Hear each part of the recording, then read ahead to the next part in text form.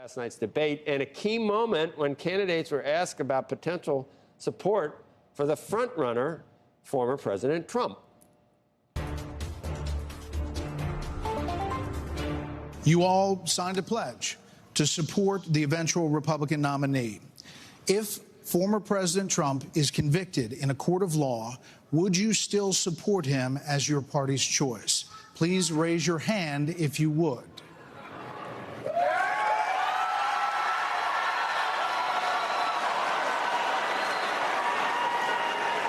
Just hold on.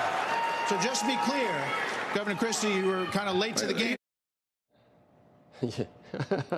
That's like, I love that. Only former Arkansas Governor Asa Hutchinson kept his hands at his sides. Chris Christie wagged his finger, later explained he wanted to explain why he wouldn't support the former president if convicted.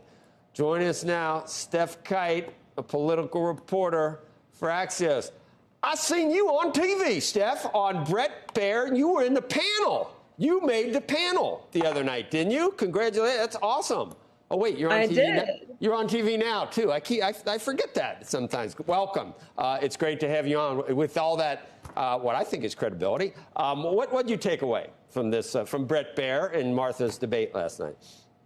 Yeah, I mean, I think the biggest surprise to me was the fact that it wasn't former President Trump who was the #1 target last night. It wasn't even Florida Governor Ron DeSantis, who, has been polling in second place for a long time now and was going into the debate expecting to kind of be the #1 target. Instead, it was the young entrepreneur Vivek Ramaswamy, who everyone was picking fights with last night, whether it was Chris Christie or Mike Pence or even Nikki Haley at one point having her big moment, again, addressing Ramaswamy. So I felt like that was a really interesting way for the night to have gone.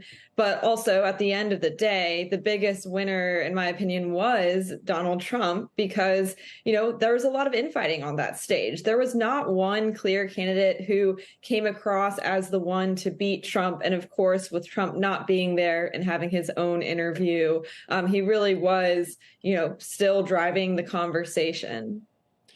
We talked about it earlier, that if you think, I think what Vivek said was the greatest president in the 20th century. I don't think he said the greatest president in history, but that's a pretty big statement, greatest president. And I mean, wasn't Reagan in the 20th century? Have I got that right? He was. So that's a big statement. So if that's your statement, why not? It almost seems like he's running for vice president, Steph, because you'd pick the guy he's talking about. If he's in the mix, then why not get him? Why pick you're 38 years old with no experience? And if you love this guy, if you loved him the first time, why wouldn't you love him the second time? It's a good question, and there was certainly a sense of a lot of candidates on stage maybe trying to run for that vice presidential spot. Nikki Haley too, Steph? Potentially, yeah. I mean, I think Haley went after Trump a little bit more than others on that stage.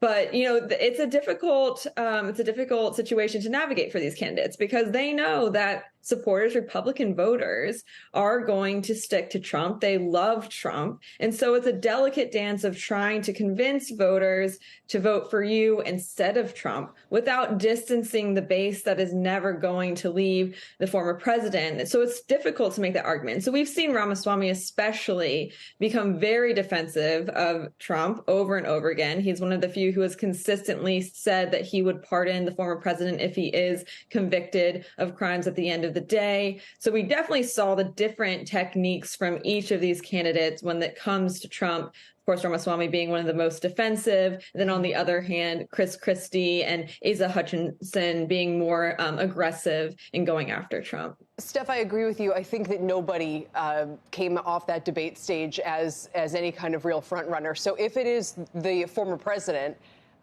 who is going to be in Georgia today, I guess, for another indictment, I mean, literally, can he go to prison? What are we talking about in terms of the possible things that could be handed down by Georgia or elsewhere in the next year or so if he's now presumably going to be the front runner? I mean, these are very serious charges that the former president is facing, not only federal charges, but state charges as well. So he could be looking at prison time. Of course, the trials have yet to officially start. So we'll have a better understanding of how these things will shake out down the road. And, one thing to keep in mind is this Georgia case is state charges that Trump is facing, which means that he would not be able to pardon himself for these state charges. So in many ways, Georgia case is different and going to be really important to watch. But at the end of the day, there is nothing, as far as we know, that is going to stop the former president from running again in 2024, regardless of any convictions, regardless of any of the charges that he might be facing. And so there is also a sense that he is not only running to run the country, but also to stay out of any consequences he may face from some of his actions. Now I see. It wasn't the 21st century. It wasn't the 20th century, he said best of the 21st century. Well, duh. Is that what he said? Well, duh. I mean, that's not even a controversy. 3? How many? That's not even. Did you say 21st? Let me think. Oh my God. Yeah, that's a slam dunk. No, I'm kidding. I don't have opinions.